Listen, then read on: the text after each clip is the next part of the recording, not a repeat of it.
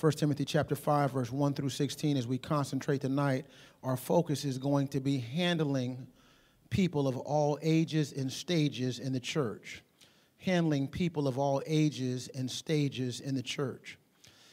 In the book of 1 Timothy, we recognize in chapter 3, verse 14 and 15, that the Apostle Paul writes the purpose statement of the book.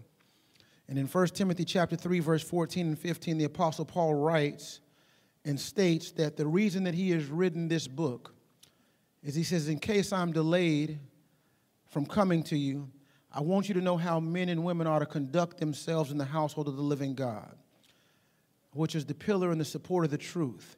The Apostle Paul basically says that 1 Timothy is a code of conduct for the church.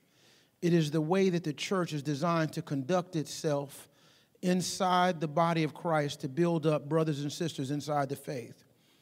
And so as the Apostle Paul talks from chapter to chapter, he begins to explain how people inside the body of Christ are to conduct themselves. We mentioned before, he says all men in chapter 2 ought to pray for the salvation of leaders so that we might live peaceful lives. He also then goes on and mentions, he says that men, in particular males, should lift holy hands without wrath and or dissension, that men ought to lead out the church in prayer.